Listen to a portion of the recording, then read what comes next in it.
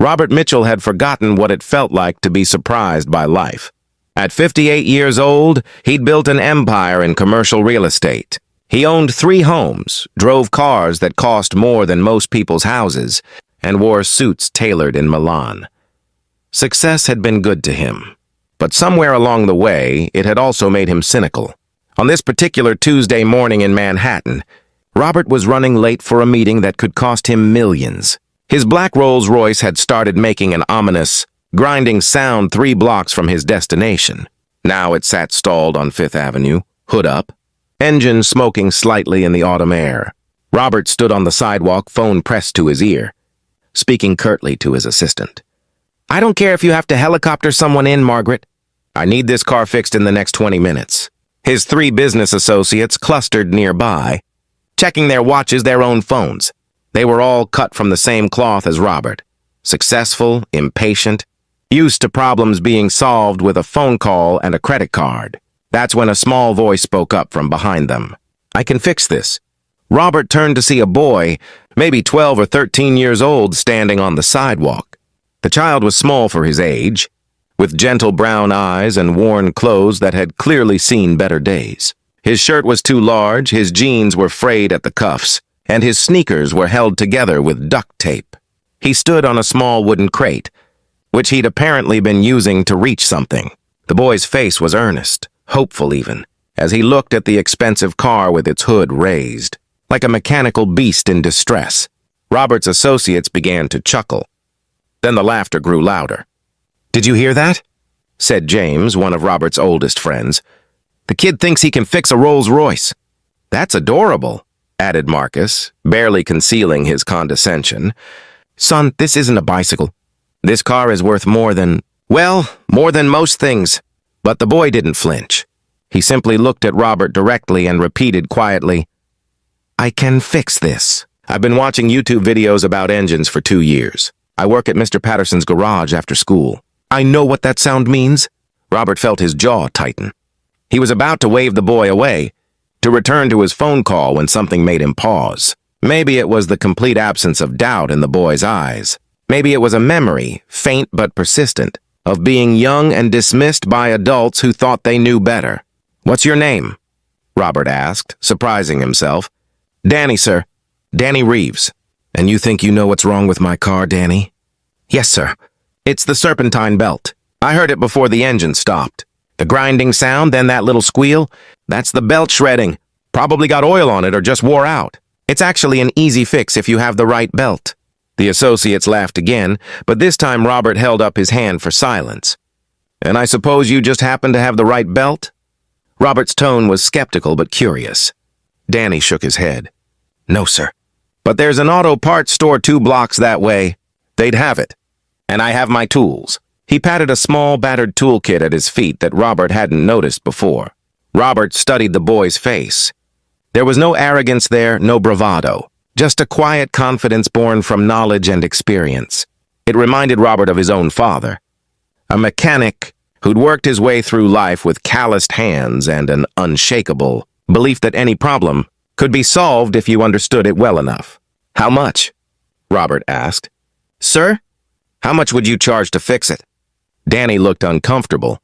I don't know. Whatever you think is fair." Something in Robert's chest shifted slightly. "Tell you what. You fix my car in 20 minutes, I'll give you $500. The boy's eyes went wide. The associates fell silent, exchanging glances. $500 to a kid who looked like he hadn't had a new pair of shoes in years? "But," Robert continued, "if you can't fix it, you don't get anything. And you don't waste more than 20 minutes of my time. Deal?" Danny nodded, his expression serious as a handshake. "Deal." Robert glanced at his watch. "Starting now." What happened next was something Robert Mitchell would remember for the rest of his life. Danny grabbed his toolkit, pushed his wooden crate next to the car, and climbed up to peer into the engine compartment. His small hands moved with surprising confidence, touching, testing, tracing lines of mechanical connection that Robert couldn't begin to understand. "Just like I thought," Danny said after 30 seconds. "Serpentine belt's shredded, see?" He pointed to a twisted piece of rubber hanging loose. "The good news is nothing else is damaged. I just need the replacement." He hopped down, pulled a small notebook from his back pocket, and quickly wrote down a part number. "Mr. Mitchell, sir, could someone run to Morrison's Auto Parts? It's the red building 2 blocks south. They know me there. Just tell them Danny needs this belt for a late model Rolls." Robert gestured to James. "Go!" While they waited, Danny didn't waste time. He began carefully removing the damaged belt, explaining each step as he went, not talking down to anyone but sharing his knowledge like a teacher with eager students. See, most people think luxury cars are too complicated to fix. But really, they're just cars. The principles are the same. My dad taught me that before he passed away. Danny's voice caught slightly, but he kept working. He said every machine is just trying to do its job. You just have to listen to what it's telling you. Robert felt something unfamiliar: humility. Here was this child who had every reason to be bitter about his circumstances, speaking with such patience and passion about his craft. James returned with the belt in 8 minutes. Danny took it, thanked him politely, and went to work. His small fingers moved with practiced precision. He threaded the new belt through the pulleys, adjusted the tension, double-checked his work. At one point, he paused, closed his eyes, and seemed to be visualizing something. Then he made a tiny adjustment that Robert barely saw. "Okay," Danny said, climbing down after 18 minutes. "Try starting it now." Robert slid into the driver's seat, turned the key, and the Rolls-Royce purred to life like nothing had ever been wrong. The grinding was gone. The engine ran smooth as silk. The associates burst into applause.